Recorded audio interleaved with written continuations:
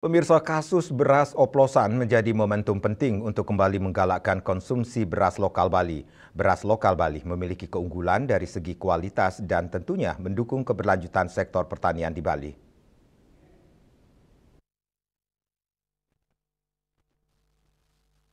Beras lokal Bali bukan hanya soal kualitas dan keamanan pangan, tetapi juga soal pemberdayaan petani lokal dan menjaga kelestarian sawah-sawah di Bali. Alih fungsi lahan sawah yang masif akibat perkembangan pariwisata menjadi tantangan serius bagi ketahanan pangan Bali. Dengan membeli dan mengonsumsi beras lokal, masyarakat secara langsung berkontribusi dalam menjaga keberlangsungan pertanian dan perekonomian petani.